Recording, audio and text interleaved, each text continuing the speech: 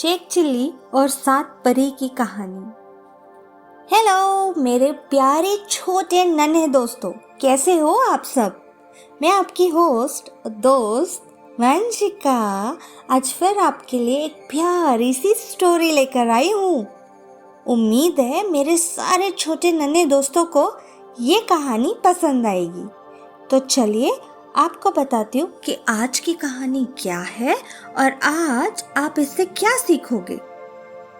तो सीख के लिए पहले हमें कहानी सुननी पड़ेगी।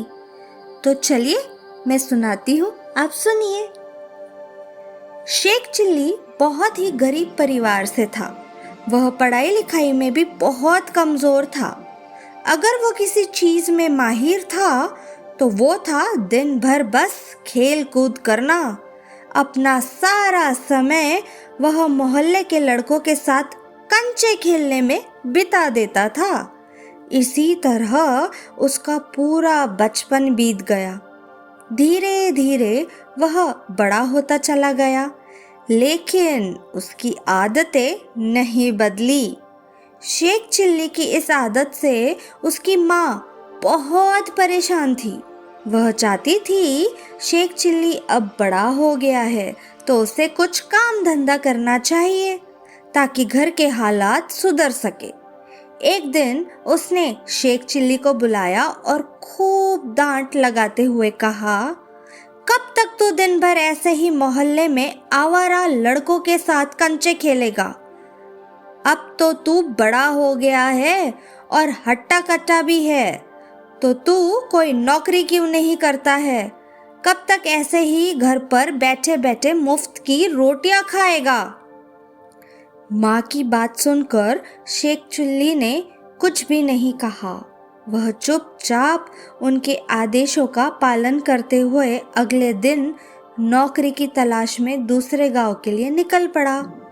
शेख चिल्ली की माँ ने उसके थैले में रास्ते के लिए 7 रोटियां बांध दी। इसके बाद शेख चिल्ली आगे की ओर निकल पड़ा। शेख चिल्ली ने आधा ही रास्ता तय किया था कि उसे भूख लग गई।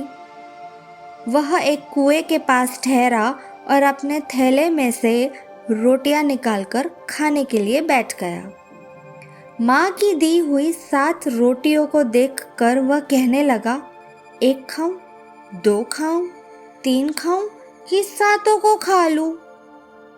संयोग से उसे कुएं में 7 परियां भी रहती थी।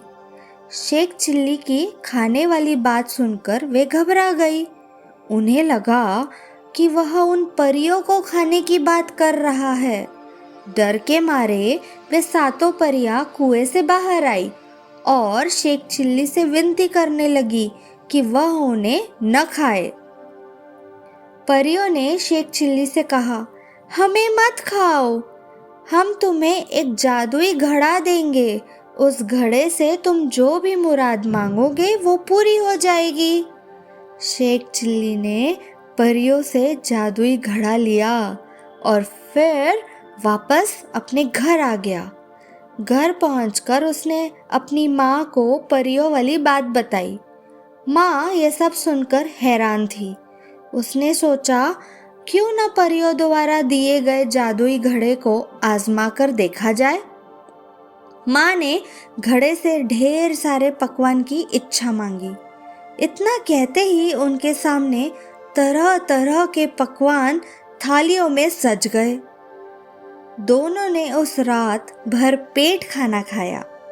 इसके बाद शेख चिल्ली की माँ ने उस जादुई घड़े से ढेर सारा धन मांगा और दोनों अमीर हो गए। यह सब देखकर शेख चिल्ली की माँ बहुत खुश थी, लेकिन उसके मन में डर था कि गांव वाले उसके मूर्ख बेटे से उनके अमीर होने का राज न उगलवा ले। तभी शेख चिल्ली की माँ को एक तरकीब सूझी। वह बाजार गई और ढेर सारे बताशे खरीद लाई। फिर घर के छप्पर पर चढ़कर उनकी बारिश करने लगी। छप्पर से बताशे की बरसात देखकर शेख चिल्ली खूब खुश हुआ। उसे लगा ऐसा उस घड़े की वजह से हो रहा है। उसने ढेर सारे बताशे खाए। अमीर बनने के बाद शेख चिल्ली व उसकी माँ के रहने के तौर तरीके भी बदल गए, जिसे कुछ ही दिनों में गांव के लोगों ने भांप भी लिया।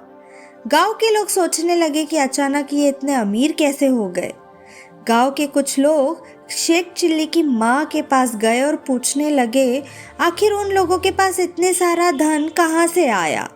गांव वालों की बात सुनकर शेख चिल्ली की माँ ने कुछ नहीं बताया, तो उन्होंने सोचा कि चलो सीधा मूर्ख शेख चिल्ली से ही पूछा जाए।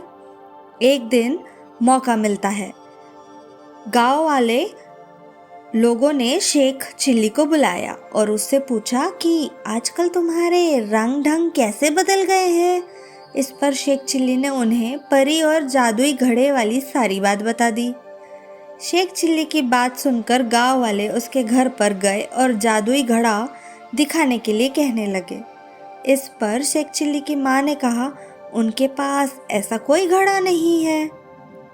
माँ ने कहा तुम लोग तो जानते ही हो कि मेरा बेटा मूर्ख है, ये तो दिन में भी सपने देखता है।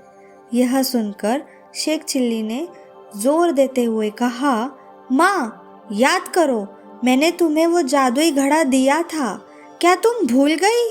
उसी घड़े से तो हमने रात में ढेर सारे पकवान खाए थे और फिर हमारे छप्पर से बताशे की बारिश भी हुई थी। यह सुनकर उसकी माँ ने हंसते हुए कहा लो अब बताओ, कोई भला छप्पर से भी कहीं बताशे की बारिश होती है?